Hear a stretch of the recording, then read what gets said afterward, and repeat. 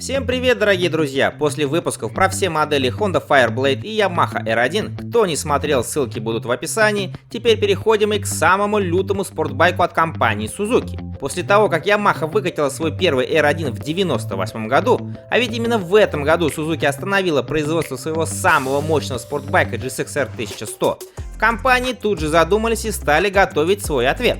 Думали довольно долго, и в итоге в 2001 году на свет появился флагманский литровый спортбайк Suzuki GSX-R 1000K1. С этого момента индекс K обозначал модельный год мотоцикла. Несмотря на то, что Suzuki долго думали, GSX-R 1000 не стал абсолютно новой моделью.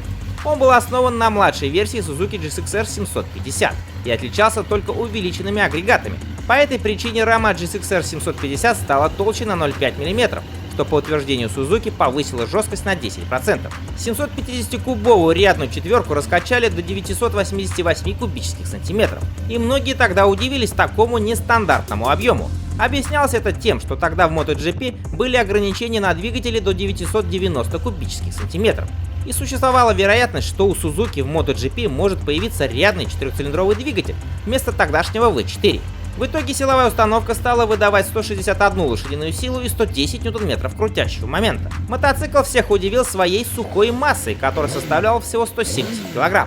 А в боевом состоянии с полным 18-литровым баком GSX-R 1000 весил 195 кг. От 0 до сотни байк разгонялся около 3 секунд. Максимальная скорость 280 км в час.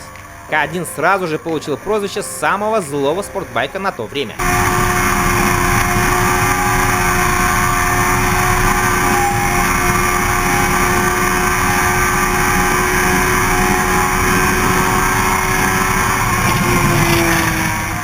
Свой флагман японцы обновили в 2003 году, выкатив версию Suzuki GSX-R 1000K3. Мотоцикл получает новый внешний вид. Начиная с этого поколения рама, которая стала еще жестче, красится в черный цвет. Появилась полностью титановая выхлопная система. В цилиндрах появились вентиляционные отверстия, которые помогли выровнять давление, что увеличило мощность на 3 лошадки. Теперь это 164 лошадиные силы. При этом сухая масса всего мотоцикла снизилась до 168 кг. Также K3 получил вместо 16 32-битный блок управления и светодиодный стоп-сигнал. Плюс Suzuki GSX-R 1000K3 стал первым серийным литровым спортбайком, который оснастили радиальными 4-поршневыми суппортами вместо обычных 6-поршневых.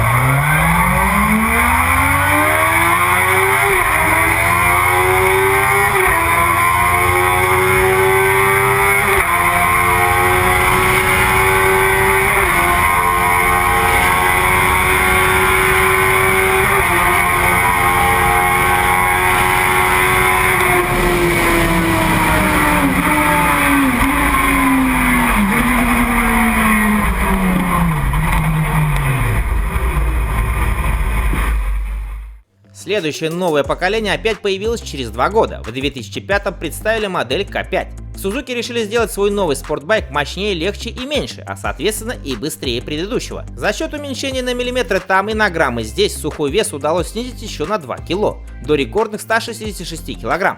Двигатель наконец-то подтянули до стандартных для класса 999 кубических сантиметров, что позволило ему крутиться на дополнительные 1000 оборотов в минуту больше. В итоге мощность существенно возросла и стала составлять 178 лошадиных сил и 118 ньютон-метров крутящего момента. K5 оказался гораздо более управляемым, чем задиристый Kawasaki, более энергичным, чем скучная Honda, и обладал такими характеристиками, о которых Yamaha могла только мечтать.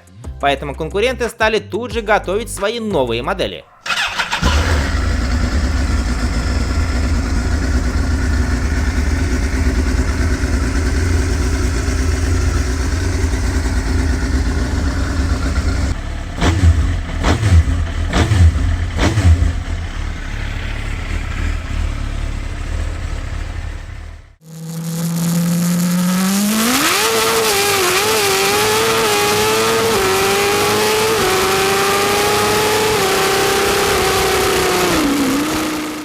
Обновленный Suzuki GSX-R 1000 снова появился через 2 года, им стала модель K7.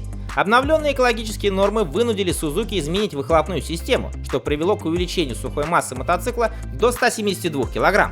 Для компенсации этого компания уменьшила топливный бак до 17,5 литров, улучшила аэродинамику мотоцикла, установила увеличенные дроссельные заслонки и оптимизировала двигатель, повысив максимальную мощность до 185 лошадиных сил. Крутящий момент стал составлять 117 ньютон-метров. Также модель получила систему Suzuki Drive Mode Selector с возможностью выбора из 3 карт работы двигателя и гидравлический привод сцепления.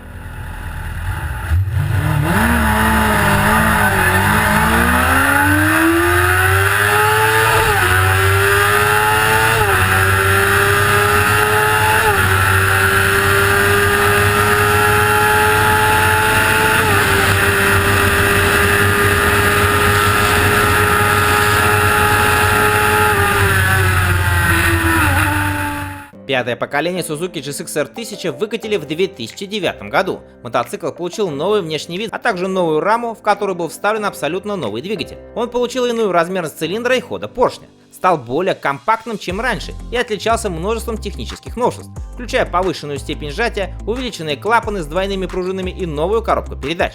Мощность осталась на прежнем уровне в 185 лошадиных сил. Снаряженная масса 205 кг.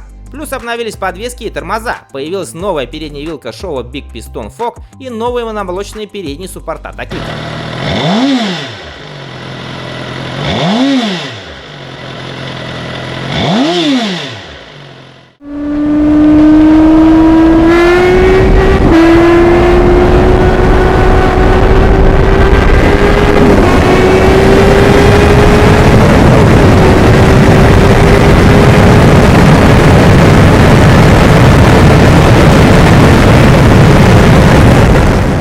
С 2010 года индекс, обозначающий модельный год, меняется на L0. Однако шестое поколение вышло только в 2012 году. Японцы выкатили Suzuki GSX-R 1000L2. Внешне спортбайк практически не изменился, разве что появилась новая выхлопная система с одним глушителем. Однако японцы перетряхнули двигатель. Например, новые поршни стали не только на 11% легче, но и получили новую верхнюю часть для лучшего сгорания топлива. Степень сжатия снова повышается и составляет уже 12,9 к 1. Появляются новые распредвалы, улучшается вентиляция картера и снижается потеря от работы масляного насоса. Максимальная мощность снижается до 182 лошадиных сил. Снаряженная масса 203 кг. Мотоцикл также получает новые суппорта Brembo и новые тормозные диски из термостойкой нержавеющей стали. Но новинка не получила ни капли модной электроники, ABS и то появилось только в 2014 году. Однако именно это и привлекало поклонников, любящих настоящие олдскульные спортбайки, плюс мотоцикл и стоил заметно дешевле конкурентов.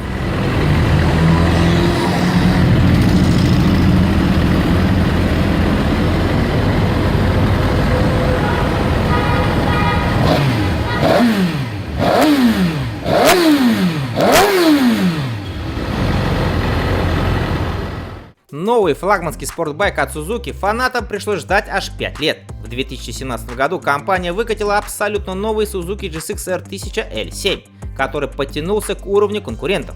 Он получил не только новое, более компактное шасси, обеспечивающее отличную управляемость, но и наконец-то полный пакет электроники, включающий 10-уровневый трекшн-контроль, лаунч-контроль, электронную ручку газа, квикшифтер и так далее. Чтобы соответствовать данному классу по мощности, был разработан и абсолютно новый двигатель, который стал выдавать 201 лошадиную силу и 117 ньютон-метров крутящего момента. Снаряженная масса 202 кг. Разгон от 0 до сотни занимает 3 секунды, максимальная скорость около 300 км в час. Также появляется R-модификация, которая отличается специальными цветами и более продвинутыми подвесками. К сожалению, на этом эволюция Suzuki GSX-R 1000 замерла, и он без изменений производится до сих пор. Правда, в Японии он с этого года больше не продается, а в США сейчас за Suzuki GSX-R 1000R просят $18 500.